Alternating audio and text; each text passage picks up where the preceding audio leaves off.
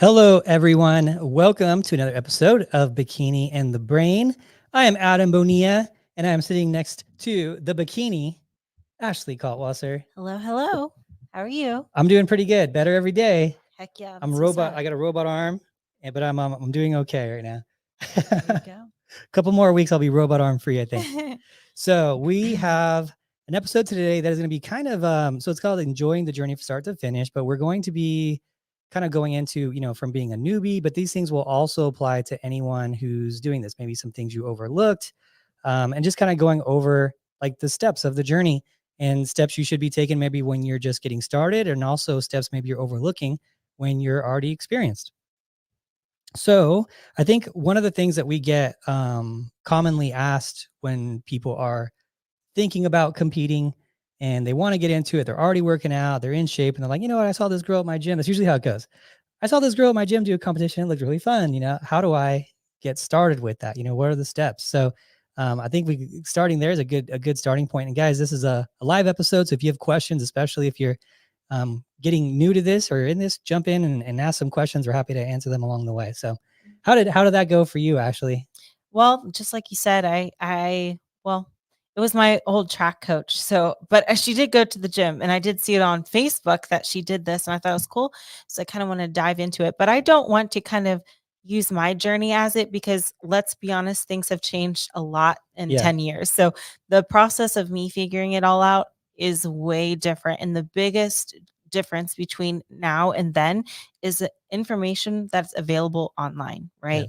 We have YouTube, we have NBC News Online, we have all these resources, this podcast, many podcasts, people's vlogs, we have all this information just like at our fingertips. So, first and foremost, my advice would be do as much research as you can before you even start looking for a coach. I want you to make sure that this is even right for you. Make sure you know what you're getting into, okay? Cuz I don't think it's smart to just hire a coach, even if you did the research without knowing what you are going to need to do as an athlete. The hours put in the gym, the diet, the stage, the finances, everything that revolves around our sport. So that I think is the first and foremost thing you should do is do your research. Yeah, I think that's a good thing too. And I think what is also really important is to find like what's a realistic timeline too, because I think people underestimate that part of it quite a bit. And Yes. if you look at a lot of, I guess you'd say like model type of competitions, you don't generally need as much as this. And this is confusing because it would appear, doing a bikini competition would be like a kind of like model type competition, but it's not. It is a bodybuilding division in bikini. So the amount of muscle they have, it's not like you're going to see at those like a typical bikini competitions where it's just bikini competition. You can look at, some of the bigger ones are like, the Hooter Girl competition, which is there's a Jantana one, things like that. There's all these bigger competitions that they have. This is a lot more muscle. This is a different thing. This is not that. This is a bodybuilding fitness model competition. So emphasis on the word fitness. There is a lot of muscle, and there's a lot more muscle than when you started too. So just looking at timelines, I like to go into what the timelines are that you should be expecting in terms of your phase one, your phase two, and how you're approaching the gym in those different phases. But the bikini physique of today, so for some people, it could be as low as, as low as a year if you have an athletic background and your genetics are good, and you can, it could be as low as a year to compete on like a local level. But on a national level, we're probably talking for those people 2 years to 3 years. If you're of regular genetics, it's probably going to be about a 2-year physique to get on a local stage, and maybe 3 to 5 years to get on like a national stage and actually be competitive there. It is not what a lot of people think it is. And so I just want to set up your expectations right, because I do run into that a lot where someone will compete. It might be a smaller show and they might do good. Maybe they get, third place. And I'm like, oh, I'm probably just a few inches away from the national level. And I'm like, no, that local level show wasn't that deep. And when you get to national level, like you're probably going to be in that lower call outs. It's going to take you a while to build up to that physique. So you just have to learn, just like any other sport, this takes time. Yes, absolutely. And going back to what you said, how some people that already have like an athletic background can sometimes get away with 1 year. Well, I would also like to be more specific with that because That doesn't mean, yeah, I do yoga 3 times a week and I do a step class. No, no, no, no. The kind of sports that you would have to be doing for years to kind of prepare you for this, I think maybe CrossFitters, depending on your experience, could probably do it in a year. Yeah. Power lifters, weightlifters, sports like that that give you a good muscle base, but not necessarily like aerobic sports or things like that. So, depends on the sport itself, but also your genetics. Like you said, some people put on muscle quicker than others. But yeah, I think I see it a few times a year where someone will reach out to me and they'll already start to want to prep for a show, but they don't even have the muscle yet to prep. Because the thing is unless you're like already obese, right? If you're just a normal person, body fat percentage, we probably could get you lean enough in 16 weeks, but you're going to be a stick figure. You're not going to have muscle, you're not going to have curves, and you definitely won't be ready for your competition. So conditioning wise, most people probably could get ready in that amount of time if they're a decent body fat percentage already, but muscle, not so much. Especially if you're new to this, it's going to be hard to kind of cut and put on muscle at the same time if you're a newbie lifter like that. If, but again, this is very dependent on your genetics. So there's no one size fits all for anyone. Yeah, no, I think that's 100% laid out right. Now, when you talk about the people who are genetically gifted and going a little bit farther, and that's the thing I like about bikini is there is that kind of equal playing ground in bikini. So don't get frustrated if you're someone who doesn't have the best genetics in terms of building muscle. The people who have I guess you'd say extreme genetics in terms of building muscle, at a certain point they have to stop building muscle if they're going to stay in bikini division. And it's and I run into that. I've actually run into that quite a bit with those types of people. They're so genetically gifted. I have 1.5 years, 2 years of maybe 3 of like really building with them. And then I'm like, hey, the judges are saying you need to slow down. So they get to that point, and that's what's great is that's an equal playing field because it might take you 5 years, 6 years to get to their 3-year marker. But at their 3-year marker, they have to start controlling things. At your 6-year marker, you have to start controlling things. So that's why I like bikini because it's not like this indefinite amount of growth. So to give you guys a little bit of motivation who are out there who are maybe a little bit of slower builders, there is that equal playing field in terms of muscle building. Now, in terms of structure, yeah, if someone has a better structure, then not much you can do in terms of changing that. Genetics are going to be different per people, but the actual muscle has its equalizing like amount, which is you don't run into in bodybuilding. In like bodybuilding, it's like, oh, he grows faster than me. Well, he's probably going to be a better bodybuilder than you because he's just always going to be getting bigger and bigger and bigger. It's very, I mean, how many times have we seen a bodybuilder where they say he's too big? It's like, I've seen it like a couple times, maybe Ramy started getting too big kind of thing. Like it's so rare where you run into that. But in bikini, you see it all the time. Oh, she's just a little too big. She's a little too big. Or they'll move to a different division, wellness or whatever. So I do like that part. It's motivating to hear that for girls out there who are out there listening. They're like, I just don't build muscle that quick. It's okay. A lot of people don't. It'll equal out eventually. It's just going to take you some time. So you're in the gym, you're in you're getting excited about doing bikini competition. You're essentially in your first phase. And so that first phase, I call it bikini building, right? Or actually bodybuilding is the first stage, right? So you're just lifting weights. You're doing everything. Maybe you're still doing chest, you're doing muscles that you don't really need for bikini. And then after you get your base and you say, hey, I want to do a bikini competition because Patricia did a bikini competition. I think it looks really fun. This girl at my gym. And then you're like, okay, now you're going to go into bikini bodybuilding, which is going to be very structured in what you're going to approach and how you're going to do your workouts and just approach it that way. Right. Mhm. And then the last stage. So you're going to do that for maybe, let's say your bodybuilding stage, you're going to do for maybe a year, your bikini building stage, maybe you do for a year, maybe you do a bikini competition at that stage, 2 years in, and then you get off stage, you have your pictures, you see what you look like. And that's the thing that people don't understand is you got to see what you look like. I call it pulling back the curtain, which is basically like losing all the body fat. You lose the body fat, you pull back the curtain, you see what you're really made of at that point. What do your tie-ins look like? What is your real genetic structure? What does your muscle bellies really look like without the body fat on them? Do you have really big glutes, or did you have glutes that stored a lot of body fat? And when you lost all your body fat, your glutes shrunk significantly. I've had girls before who thought they were wellness, and they found out that they stored a lot of body fat on their glutes. And that's basically when they were dieting down. They're like, I had this one girl, she was really funny. It was like the funniest thing. She was like, I really thought I was wellness, but apparently I just got a really fat butt. I was like, yeah, I guess that was the case. It was so funny because she was so like, understanding and matter of fact about it. I'm like, hey, you got really good body fat distribution. You're gonna store it anywhere. That's the place. She was like, hey, I'm not mad at it. She's like, but I really thought that was more muscle. I Yeah. was like, yeah, it wasn't, and you don't lose it doing the volume and workouts and all that stuff that we're doing. So you got to find out what you're made of. You got to pull back the curtain. And once you do, you can then get with your coach and say, okay, where do I need to make real improvements to get me to look like a pro? And then you go into bikini sculpting. So bikini sculpting is a very specific, very targeted thing. You've been bikini sculpting for years now at this stage. How fun is that? It's fun. Yeah. I'm not mad at it. Yeah, it is. If you can get past the repetitiveness of it, it becomes really fun. But I will let you know, especially if you're going to do this sport seriously, when you're looking at it as, hey, I'm going to go into the gym and have, a blast and a new workout every time. Like that's not where the sport kind of goes in that direction. I do run into that with health and fitness people or CrossFit people who do, the WOD, the workout of the day. And then they're like, yeah, I'm going to do bodybuilding. I'm like, it's a lot different when you get to that bikini sculpting stage, because Ashley's going to be working on her glutes and her shoulders repetitively for 3 years now, like just nonstop glute shoulders, a little bit of arms here and there.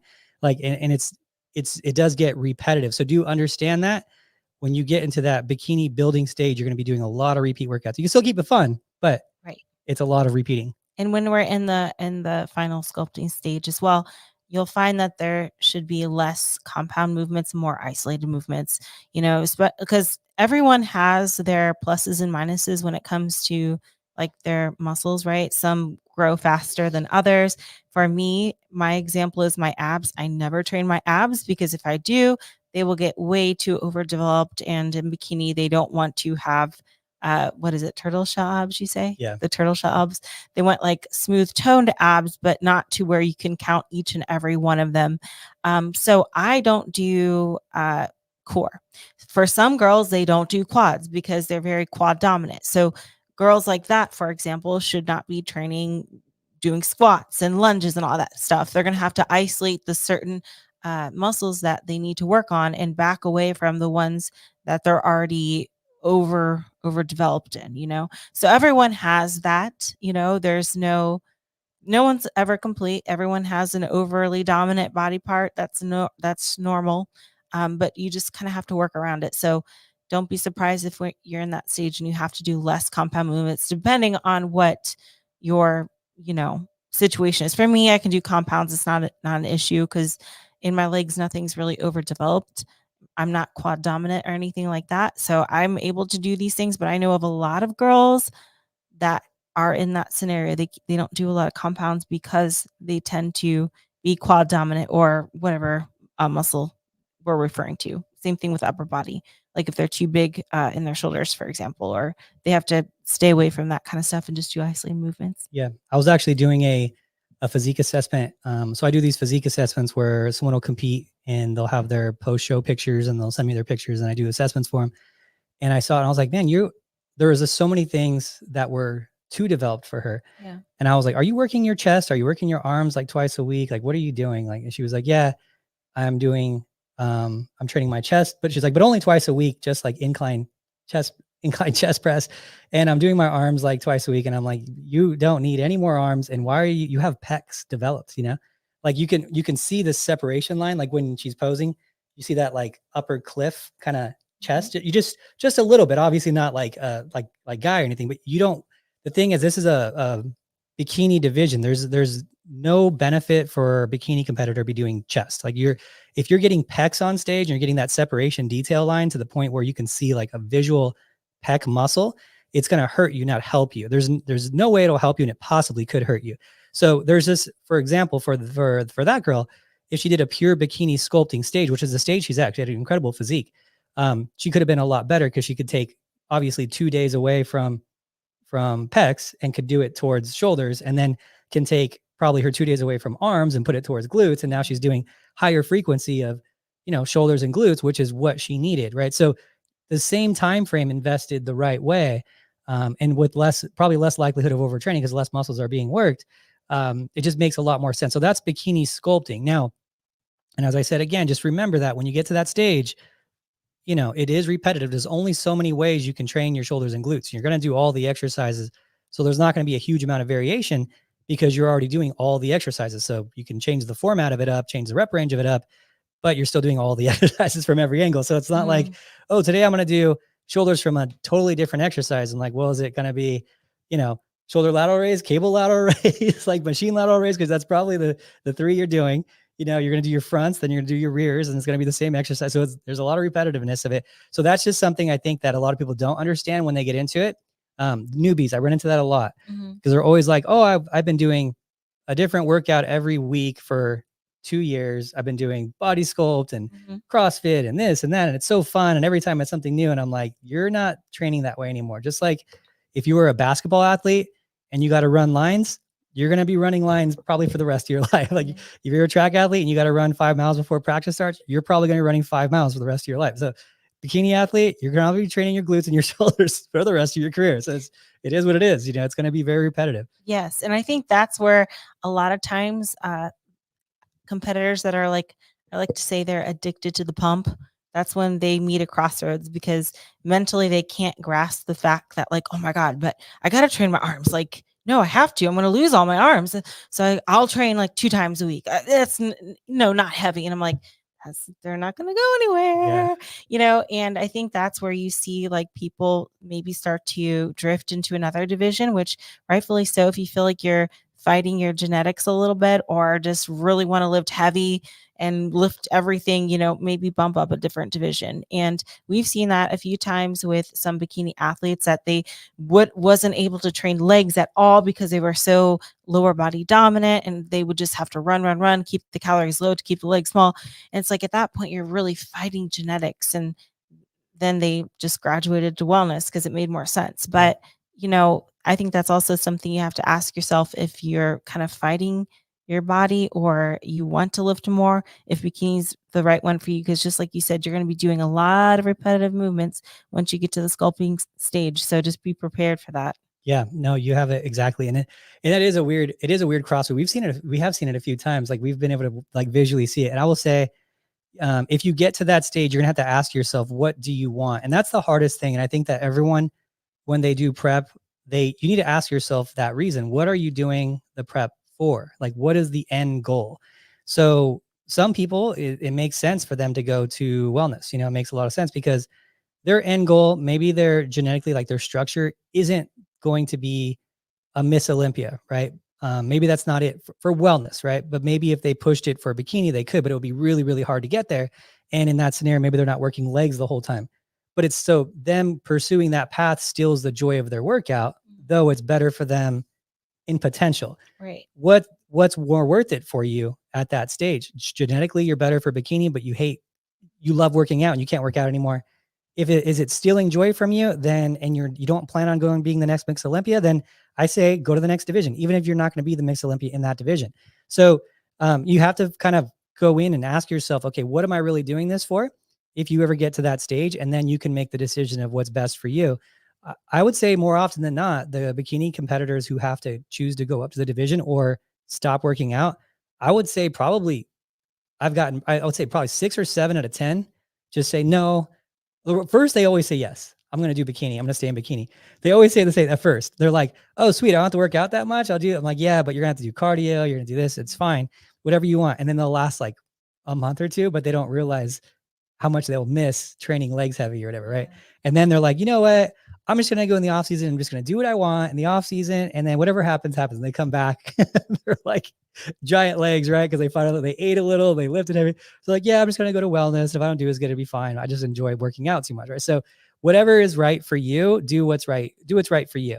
But that is something that every competitor who wants to get into competing, you have to ask yourself, okay, what do I want to do with this? Is it just for me getting on stage and having fun? Great. I support that 100%. I think it's awesome. Is it, I want to be the next Miss Olympia? Well, that's a different thing. That's a totally different thing. You're saying you want to be the best at a sport. It's not going to be comfortable to be that girl. You're going to have to stay on plan for a long period of time. You have to work hard, work on your recovery, your sleep. Like everything is going to be critical to be that girl. So you just have to look at, okay, what's my end goal here? And then your approach will be totally different. So Absolutely. If there's any questions you want to address right now, I think is a good time before yeah, we start compiling. yeah, we got a couple of good questions Yes, here. really good questions. And I think one of them is, especially since we're talking about people who are beginners and advanced, maybe getting into the sport, is we cover this here and there. But one of the question comes in as from Princess Me, not Princess Me, but Princess Her.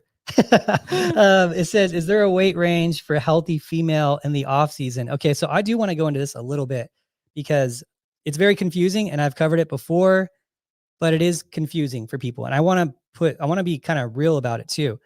Okay, so I generally say about 10% above stage weight if you're going to be competing within the next 6 months.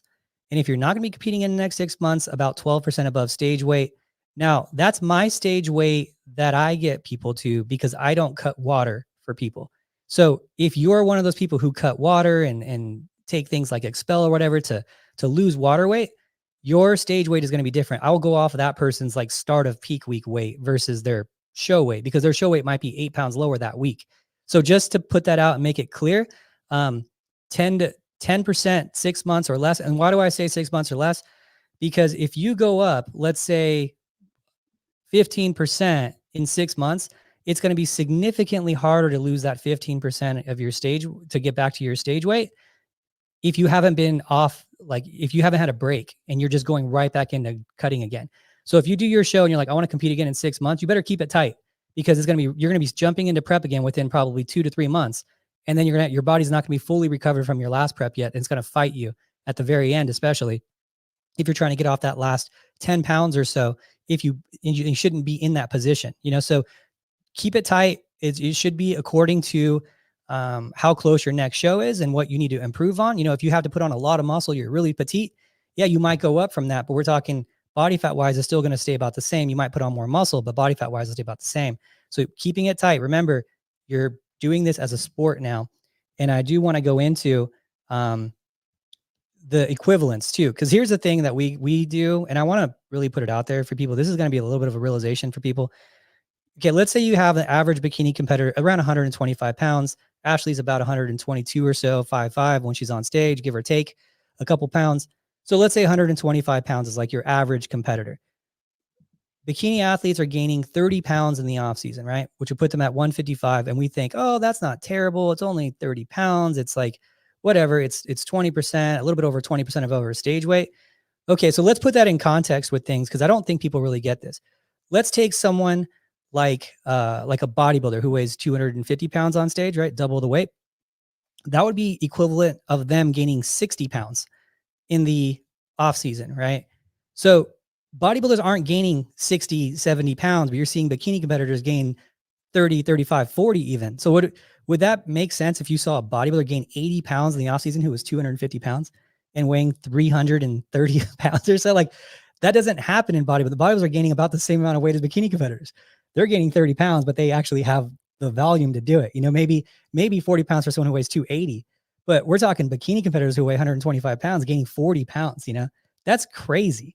Like, in context, like if Shaq were to show up back to practice and he's 300 pounds, and if he was showing up every time at 400 pounds, like, we'd be like, what are you doing, Shaq? But these bikini competitors are gaining the same amount of weight, 30% of their stage weight. But you don't see professional athletes doing it. But for some reason in bikini, because it doesn't appear like it's that much weight, because it's 30 pounds, the relative weight to someone who would be like a bodybuilder, we'd be like, this guy's out of control. It's so unhealthy. It's so unhealthy for this guy to be gaining 60, 70 pounds every offseason. But bikini competitor, same exact percentage. We're like, oh no, it's cool. It's fine. She's just living her best life. She's just living balanced, right? Guys, that whole thing is total BS. I hate the word balance. I was telling you about it. I've really begun to hate the word balance, because people abuse the word balance. Yeah, justification for eating like crap. And that's so not balance. It's not balance. So I just want you guys to take this in. It doesn't make me, like, I laugh at it at this point because it used to just make me mad, because I know I'm never going to win this argument. Mm-hmm. But it makes me kind of sad, because I know what's really happening there, and the girls that are like posting those pictures are like happy at any weight. And I'm like, you're not, though, because you're calling me and emailing me saying that you hate how you feel and you want to lose 30 pounds and you're not wearing the running around in the gym like you were before with like the crop shirts and all this and having fun. Like it's not as fun to be up and I've been shredded and I've been soft. I hate being soft comparatively. If I could be shredded 100% of the time, I would. Like if the effort was close to that, and I try to stay lean no matter what. Like I never want to be able to take my shirt off and not feel comfortable. Right. This is the worst I felt right now because I can't work out my upper body, but I'm still like, okay, I'm going to eat a little less. I'm going to do my cardio an hour a day. Like I'm not going to get fat, even though I'm getting small. I hate it, but it is what it is, right? I can't lift. I actually got a physical excuse for another like 6 weeks, but I'm still like, okay, what can I do? Right. I can train abs a little bit. I can do cardio for an hour a day. I can just not get fat, you know? So just if you're a competitor and you're into this and you're new or you're advanced into this, just remember like the feeling of being fit is always going to be worth more than the food. But also if you want your career to excel, you can't be transforming back into each show. You can't be a transformation client 100% of your life. You know, it will hold you back. Yes, you could probably lose the weight, but it will hold you back from excelling every time. When you have people like Ashley out there, you have people like look at the champions, look at Issa, look at Janet, that you never see them gaining 50 pounds, 40 pounds. Like look at the champions out there who in their sport, they stay lean. They're making progress from show to show. They're on their diet 100% of the time. If not 100%, maybe one day a week, they're having a free meal here and there, but they're staying lean, you know? And if you want to excel, you're going to have to overcome them doing that. If you want to beat them one day, you're going to have to overcome that. And they're not allowing that room there while you're setting yourself back being a transformation client each time. So understand that if you want to be a regular, just step on stage, that's one approach. If you want to be the next best thing, every day counts. Even your days where you're blowing up, those do count against you. There's no way around that. We can't deny that anymore and be like, oh, it's great, she's living balance. It's not how an athlete should be living. And if we look at the context of relative to bodybuilders, you can see how damaging it is. It's just unhealthy too. That's what really gets me, is that they don't see how unhealthy it is. So, I know. They think it's the opposite. They think people that stay leaner, that's the unhealthy ones. Yeah. So you know crazy. how much crap I get for staying, and I don't even stay stage lean. A lot of people think I do. I don't stay stage lean. It's not like I can just walk on stage today and place well. That's not going to happen. But even for me, staying like within my 10-pound range is like, oh my gosh, her hormones are poor Ashley's so unhealthy. Oh my gosh, no balance. Yeah. And I'm like, dude, it's really not that much to ask. Like 10 pounds for me. It's like, no, you know what I mean? I think people, just like you said, they're using that as a justification when in reality, your body is going to go through way more stress with the yo-yo dieting you have to do, the all or nothing kind of thing. It's not good on your body. It's not good on your skin, not good on your longevity. So yeah, I think that's funny how people like to twist those two things. I find that to be quite common. And it's like, is it hard to do to keep it tight in the off season? For some, yeah, it can be hard, but the sport isn't supposed to be easy. It's not. So if you're expecting it to be easy 365 days, you're in the wrong sport, or any sport, for example. Sport. Yeah, like I said, I do believe that this sport breeds people that were never athletes in high school or college sometimes, or just JV. Yeah, I did JV baseball or whatever, you know, softball. Like we'll get those, and they don't really understand what it's really like to work hard all year round. All year round. They're just used to like, oh yeah, in middle school I played volleyball. You know, it's not the same. Yeah, it's a different thing. And you got to remember, guys, what's at the top, there's a lot of benefit. The more benefit there is at the top, there's more people willing to do more things to get there. You know, so you know, if you're the top anything in the world, it's going to be hard. And if you're and this is no different. And yeah, there's going to be a lot of benefit. There's going to be, you know, sponsors and travels. Like Ashley's life is crazy. Like your dream life. It's so nuts. I'm living the dream. All right. Yeah, it is nuts. I never forget it either. Yeah, you really don't. I really appreciate that you don't. You never, you earn it every day with your food and your chicken and your Tupperware. But the interest that you've accrued on that chicken has been quite good. Chicken pays for itself now. I get free chicken now. Yeah, I went from paying for the chicken to now I get it for free. Yeah. Getting paid to eat the chicken. You travel the world. Who knows how many countries at this point. I can go wherever I want, whenever I want, do whatever show I want. Nothing's holding me back. Finances, responsibility, you name it. It's not holding me back. I'm a free bird to do whatever I want. And I do realize I'm so lucky to be living this life. I'm living most people's dream. Well, I don't want to say most people's, because a lot of people I think this would overwhelm them. But a lot of people out there that are competing, maybe at the NPC level, I'm sure they could only dream of this life, because I did when I was an NPC competitor. Yeah. I'm living my dream life. And every time I find myself complaining or having a bad day, I'm like, you know what? It's a bad day, but it's a good life. Yeah. So, Yeah, exactly. What's what's funny is and I was talking to you a little bit about, but I was talking to Kimmer about it when like this first happened, like my injury happened. And it sucked because I came back from sparring, and Kimber was like, "How'd sparring go?" And I just like ran to the bathroom because I wanted to see it. I was like, crap, I just didn't say anything. I just ran there. And I was like, I know I tore it. Like I'm positive I tore it, but I like, so I took off my shirt and everything. And I was like, yeah, I was like trying to assess it. And like, it's tore, right? And I was like, um, and I went to Kimber and I was like, yeah, I'm like, sparring didn't go good. I think I tore my bicep. Pretty sure I tore my bicep. And she felt, she of course was scared and was like, it's her husband. And she's like, it just sucks. She's like, I feel really bad for you. You're that's your sport and it's just something you really love and this and that. And then I was like, yeah. I was like, honestly though, my sport is coaching. Like that's my sport. It's coaching. I'll tell you that. Like that's actually my sport. This is a hobby and it's fun. But and it got me to free my mind of this stuff and give me a little break. But this is like my sport. And I'm so lucky and so privileged to be able to do this sport at the level that I'm doing it. And it does take so much out of me. That was probably taking a little bit away anyway, but I'll still do it for like fitness, but, and who knows where I'll end up doing, but the reality is this is my sport and I can't ever take that for granted because it's like, I got to go all over the world with you and with Kimber and whoever, where I'm going to be going all over the world this year. And I'm like, so excited. And I think people don't really see that light at the end of the tunnel.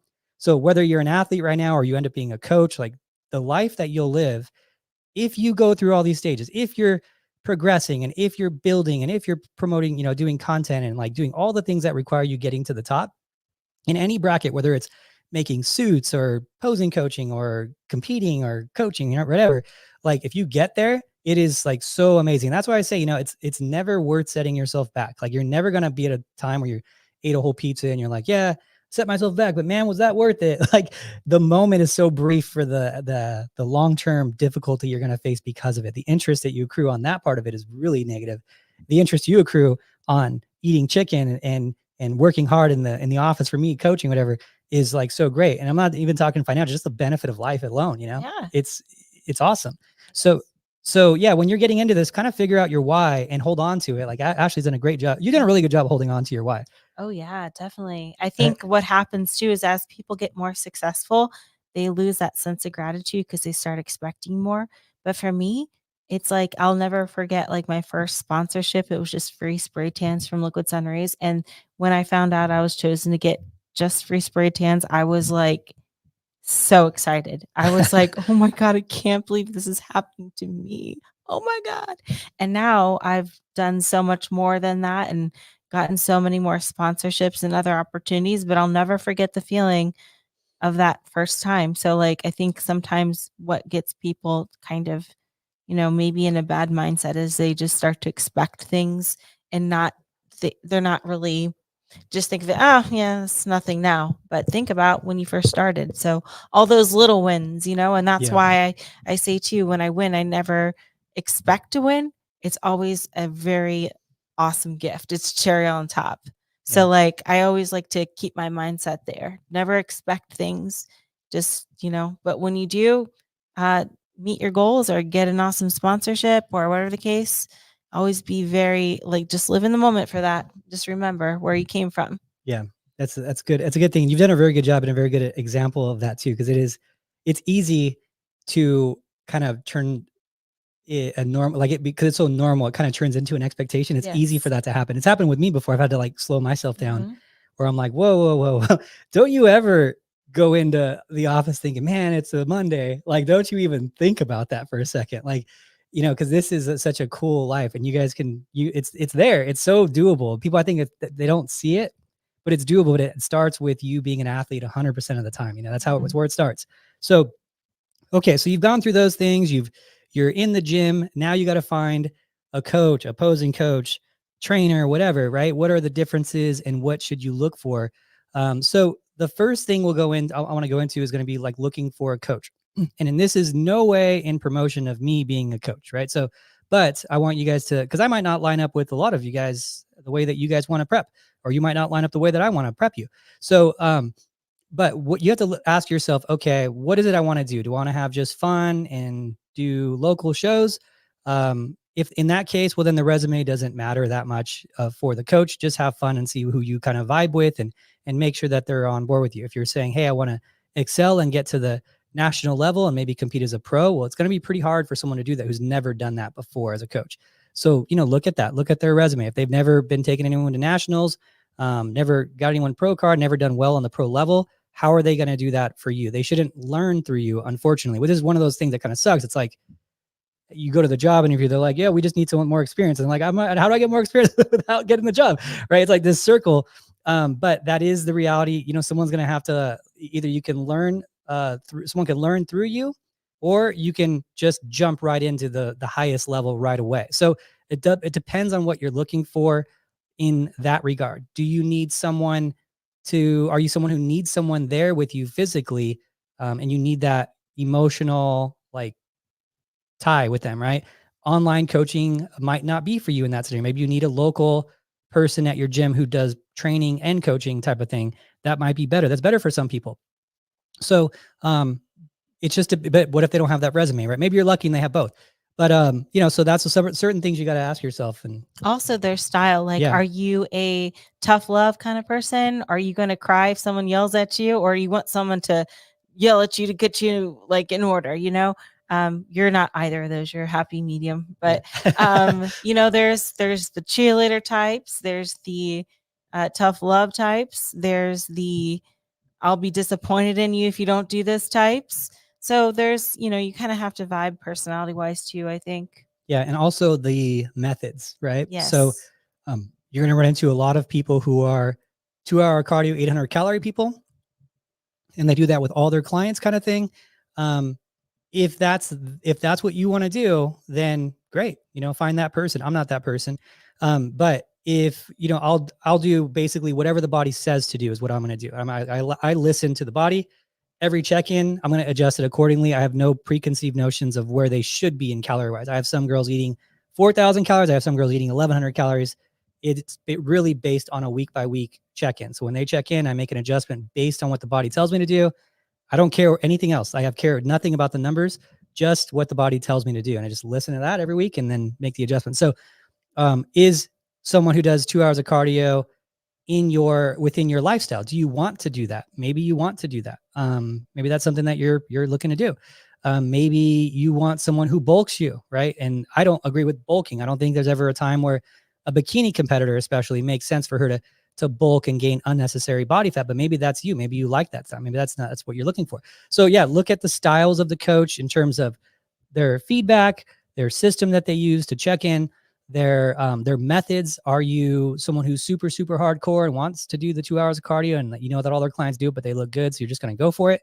Are you someone who looks at this in the long term and knows that that's not sustainable or whatever? It's different for every person. So ask questions, email them, ask them all your questions. Like they should be able to answer all of them. Look at their resume, their Instagram, their clients, right? That type of thing. So that would be one thing. Anything I'm missing there in terms of that part of it? No, I think that's all the information about a prep coach. And then as far as posing coaches and trainers, sometimes you will want to seek an additional help with posing, right? We have a few of our coaches here, Tori and Kimber, that specialize in posing. I do not, but they do. So you can hit them up for, the posing. And as far as training, even though you're my coach, I do have a trainer, and that's Sam. And that's great for me because I know one of my flaws is I kind of need a babysitter in the gym. Okay. I've been spoiled my whole life with gymnastics and track. Every coach I've ever had has looked after me, making sure I got it done, pushing me. And when I do workouts by myself, I can get them done, but the intensity is much less. So I want to make the most of my training. And that's why I have Sam training me. Yeah. Making sure I get it done. It's accountability too. I say I'm going to train with her at 9:30. I'm training with her at 9:30. Yeah. No ifs, ands, or buts. She's waiting for me. So there's no way for me to be like, I'm not really feeling it today. I'm just going to just do my resistance bands at home. No. She's waiting for me. I got to be there. Yeah. And that's I do find people excel really fast when they are working with a trainer or working even with just friends. If you can't afford a trainer all the time, working with a workout partner, just someone who's pushing you, that you have to meet at the gym at a certain time to go through the workouts. But yes, and so for people who are new to this, there is a difference between coaching and training. Coaching is nutrition and a visual look and making sure everything's right, the posing, the suit, all that. And then there is the trainer, which is workout based, making sure the workouts are hard. Generally, how it'll work with me with my clients is I'll create a workout plan for the client. If it's a trainer I know, I'm like, hey, give them, you have freedom to change this however you need to within the kind of the format of them training this volume and frequency throughout the week, right? Type of thing. So, and it usually works really good. They see the workouts. They're just like, hey, I know my job. I'm the trainer. My job is to push you in the gym, make sure you're getting the best of your workouts, and nothing wrong with that. I have clients training with trainers all the time. And so, and some of our really good relationships with too, like Andre trains a few of my clients, and I think he's awesome. Yeah, and he does great. He's also a coach, good coach too. So, there's things like that. It just makes sense in the area. And even myself, when I get back, I'm gonna be like, I hate how I feel right now because I feel like I'm just getting so small. So I'm like, as soon as I can get back in and lift real weight, I'm gonna hire a trainer like 4 days a week at least. And it just makes a big difference in of that intensity. As soon as I can work intense again, I'm like back. I just can't live like that. I feel so. It's what's so sad is that this arm, because I can't lift this arm yet. It's been, let me see, what is it? It's been 5 weeks since I've been able to train this bicep. 5 weeks, and what's really sad is that Kimber these straps are like they're at their limit. And so I have to keep cutting it because it's getting smaller. And so every time she cuts it, I'm like, it's visual. Like I could visually see how much smaller my arm got. And I'm like, I know what's happening. There's nothing I can do about it. And so it sucks so bad. So, but so here's the thing too, guys. I'll probably post like a picture when it's all done. I just know I'm not worried about it because I hate how I feel, but I'm not worried about it. Muscle will come back. So a lot of girls who, let's say, get implant surgery or have an injury or something, right? They're like, oh, I ruined my career because I hurt my knee and I couldn't train legs for whatever. It will come back so fast. So I'm not worried that it'll come back. I just hate how I feel right now. I'm not worried for a second. It'll come back. Probably, I'm going to guess I'll be back to 100% as soon as I can lift hard again. Probably 4 to 6 weeks, something in that range. Like it comes back rapid fast. So just for all you out there who are worried if you ever get an injury, you think it derailed your whole career, it set you back a little bit, of course, a month or two, but it's not going to be like, it doesn't just disappear forever. You have to work 15 years to get it back. It is not, it comes back quick. Yes. So now we're going on to, we obviously we covered the posing coaching too. That's another thing that we should talk about because there's going to be different posing coach like options. Phoebe has a good option where you could do videos with, and she does group posing, but she does like 3 people at a time in their group posing. So that maybe that's not something that you want to do with the online group stuff and you want to do one-on-ones. Well, then you could do one-on-ones, and maybe for you, video isn't for you. You want to do one-on-ones in person, which are a big benefit, or you could do groups with us. So if you're new to this, I will say you should start posing pretty soon to get the basics down, especially just for like getting your posing pictures while you're doing your check-ins to have those pose pictures. You can come, if you go to our website, teamelitephysique.com, there's a list of posing dates that we have posing that you can do it at. But you also, if you're in Vegas, you could do one-on-one in-person posing. Phoebe's here right now too, doing that while she's here. Kimber, of course, we talked about her, Tori. So, Courtney does both bikini wellness too. So if you ever want to do any of those, we have that. But in your area, I think a couple one-on-one in-persons are really beneficial. I really do. So online's great, but in person, at least a few times to really understand it, group and individual, I think is important. I especially think group is important because then you're kind of practicing show scenarios and you're with other girls and you see what they look like, how they're posing. You kind of get a feel for it. You get a little bit of your nerves out. So do go to those posing seminars, even though it's uncomfortable. The problem is that girls want to go to these posing seminars until they're in shape. Right? Yeah. I've been just posing with my tank top and shorts. So that, I think that becomes more important to pose in a bikini when you get closer to a show. So you can really refine your movements and be like, oh yeah, my glute is it looks better when I do it this way. You have to be at a certain body fat percentage anyway to see these little adjustments you'll need to make. But for now, you could just pose in leggings, tank top, whatever. As long as you can see your general shape right now, that's good for now. It's better than nothing. And then when you feel lean enough, you get closer to show, then you can whip out the bikini and see precisely the adjustments that you need to make with the posing, because it will change as you get closer to a show. Little things will change, like in your back pose, like push a little harder, push a little less, depending on how conditioned you are.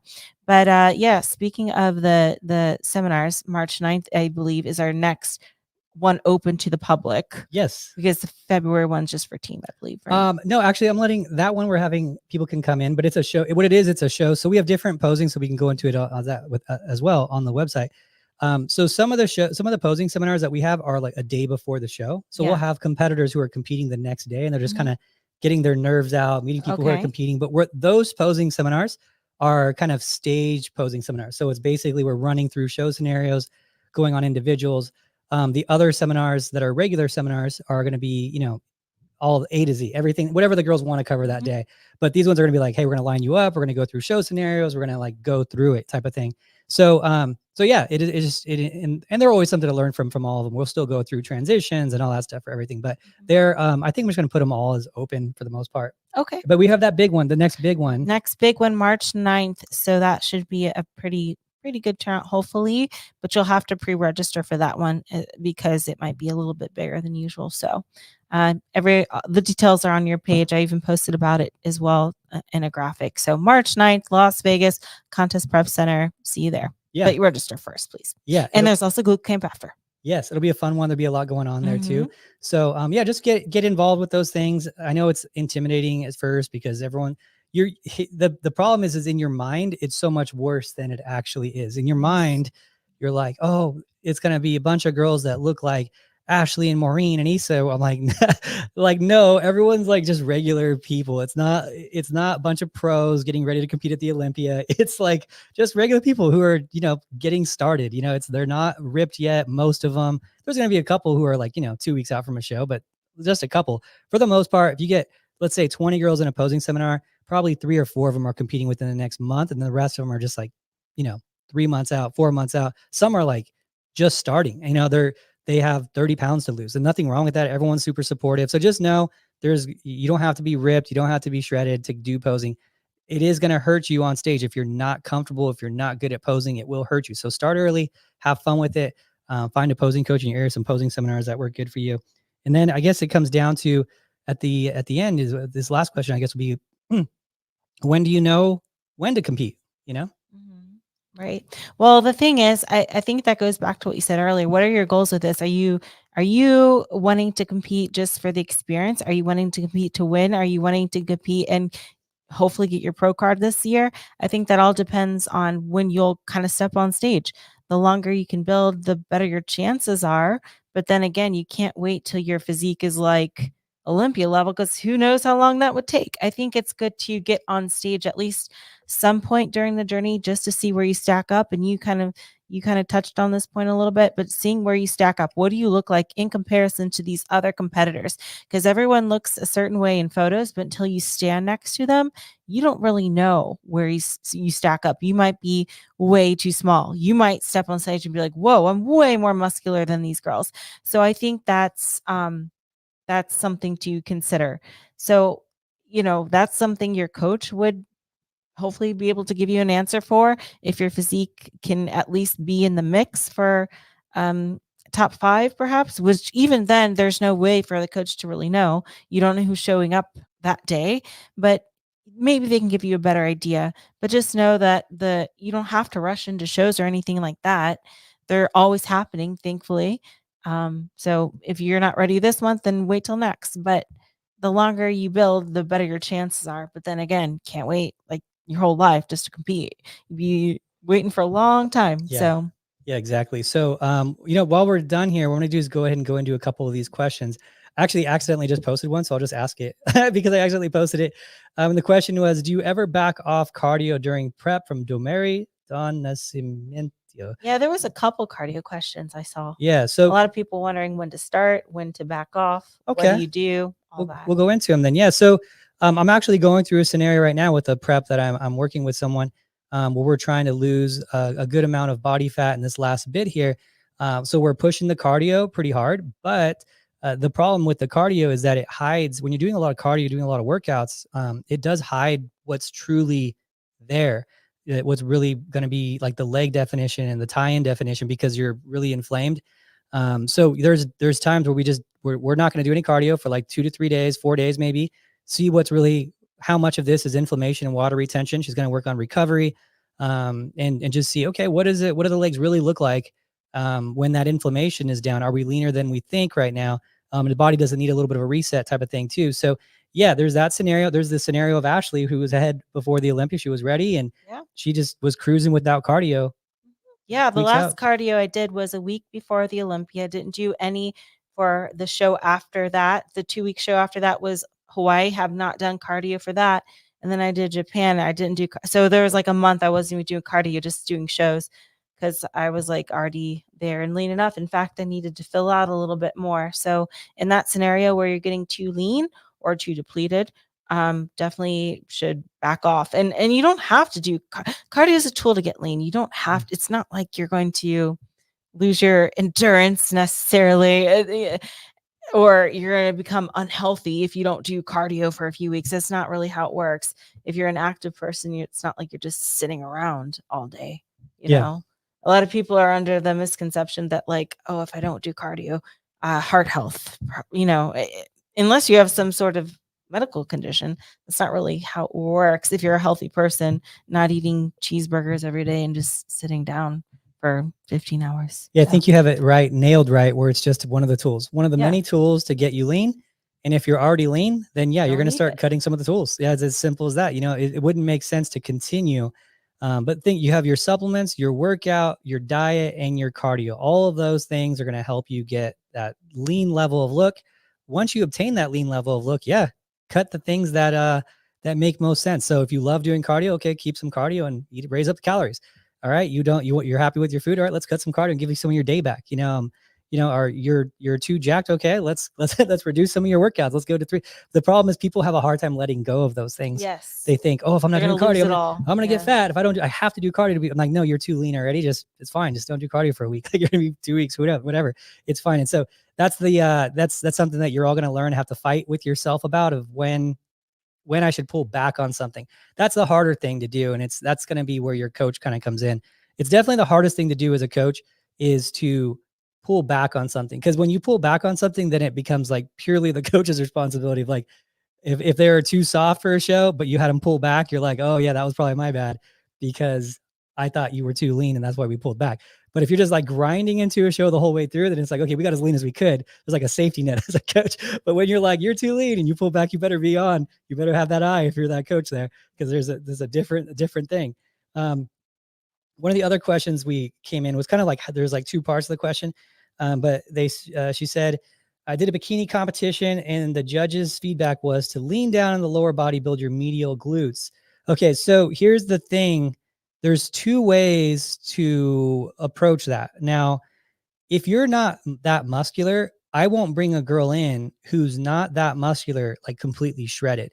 Because the problem is if you're not that muscular and you're real petite and you just don't have that base of muscle yet, and we get you shredded, you're going to look really stringy, right? You have to have a good amount of muscle to be shredded. So if you don't and you're just shredded, you're going to look skinny, right? So you have that fine balance of like fullness of what you're looking for. So there's 2 ways of looking leaner. One is keep your body fat level about the same, but add more muscle. And then the muscle will kind of push through that body fat a little bit more and you could see it better that way, or it is getting leaner. So you have to figure out which one is it, right? So do you actually just need more muscle and that's why, and your body fat level was appropriate? Or should you have been leaner to show the glutes, but do you even have the glutes to show at that point? Or are they going to look stringy, right? So bikini is definitely an art. You want to be full, but not too dense. You want to be lean, but not too lean. You want to be muscular, but not too muscular. You want to be put together and look perfectly balanced, but you're not actually perfect balanced to give the illusion of balance. And you're training some muscles to create that and some muscles to not. So it's like, it's a whole crazy art form. And there's a lot of like, I give away as many tricks as I can without making me irrelevant and not competitive. There's a lot of things I hold back on these things because I'm like, no, that's gonna be I'm not giving that I'm not giving that to coaches that are listening to this, So there's a lot of like tricks in terms of the balance and symmetry and creating the illusions and stuff that I don't talk about. But the whole thing is this is gonna be it's very much an art form. It's gonna take a while to figure yourself out with that. So you've done a really good job with that, and you've had a really good eye at this point too. Yeah. Like you see things that sometimes I don't see, and I'm like, wow, good job, Ashley. Like you'll see little tweaks in posing, you'll see little like things with muscle, and you'll see like density better now too. You're really good at seeing density too. Yeah. You've really picked up on that. And so, and the difference of, I've got a good cue now for density. So it's been hard because someone asked me that, like, and it's always so hard to explain. Is it the horse thing? I got a better one. Okay. I got a better one now. Yeah. The horse. So when people ask me what density and fullness was before, I had a hard time. So I was like, a horse, if you see a horse walking, they have all those fibers, which is still accurate. You see all those fibers like flickering, that'd be like density in the muscle. Like you don't want to see that flickering, that density of that muscle, those grains. But an easy one is think of density as like if you're looking at a steak. I was just thinking raw meat versus cooked. Raw meat. I go raw meat versus like a water balloon. Oh, okay. Raw meat versus a water balloon, right? If you took the same volume, if you took like just thinking, yeah, if you took the same volume of like meat, so they're both the equal size. They're both like let's say they're both the equal size of a bowling ball. That's easy to picture. If you took a bunch of meat and you filled the bowling ball and you saw it, you would see like the grain of the muscle, the density, all that. And if you took a bowling ball and you filled it with water, you wouldn't see anything, but it'd still be the same size. It'd still be big and round. That's what you want in bikini. You want the big round water balloon versus a steak. And that's the difference of density and fullness. And that's why people they're like, she's not that dense. She's not that dense. I'm like, you don't know what you're looking for. That's your problem. When you're seeing that steak on those thighs, and you see a bikini competitor and you're like, that's about 20 pounds of filet right there. That is too dense. You want a water balloon, right? That doesn't look like a water balloon. You want it to be like a round, still hard, but not like a body fat water balloon, but round without those crazy details. So there you go. I like it, right? We come up with a solution finally so people to understand visually. I don't know. You think it works? You think it works? Well, we'll find out. Yeah. We will find out. So anything we should add to that? Anything that you obviously have the most experience? Anything we were missing here? No, I think we've covered it all, unless you see any other questions that we need to get to before ending. Yeah. I think one of the only questions we have here, which is a common question that we'll get, is about like sugar-free, zero beverages and things like that. Oh, this is more about alcohol. Yeah, that's not really going to be fit into.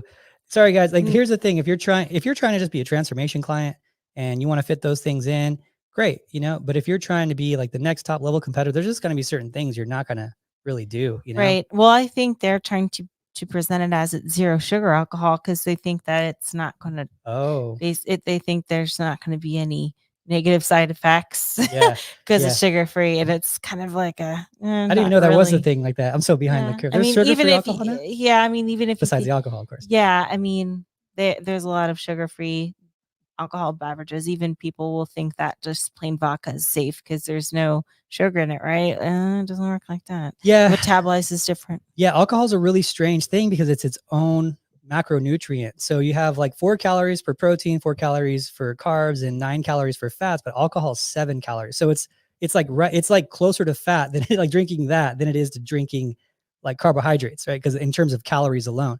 So yeah, I mean, it's the thing is you have to figure out what's your goals and what's your long-term thing. Transformation client, want to fit it in? Great. You're an active competitor, getting crunk on Saturday nights probably not gonna be your thing. So it's just not gonna be a good, successful long-term outcome if that's the goal. Remember, it's all about day capturing and capturing the day, like we talk about, getting one day ahead of the person who's trying to beat you, right? And if you can do that, then great. And if you're accumulating 30 days a month of that, it's gonna be really hard to catch you. If you're the person who's accumulating, 3 weekend parties, calories uncounted, living balance and gaining 30 pounds in the off season, and you want to beat, one of these top girls who are always in shape, good luck with that. There's just not, it is not how life works. There's no job where you can slack off, 4 months out of the year and expect to be the CEO the next year. It's just not how life works, so be realistic, if you want to be a normal, transformation client, you can fit that in, you can still get on stage. but we just have to be realistic. You can't do both, right? So no cake and eating it too, unfortunately. And actually, in our bodybuilding world, kind of literally. so, so anyway, with that, I had fun with this one. Yep, I'm gonna put it up there. We'll say like top 8. You know, I always say this one's so good, and you're always like, the other ones they were just mediocre. So this one, we'll go top 8. Okay. I like it. Okay. Realistic, right? Yeah. So thank you guys so much for listening. Talk to you guys soon.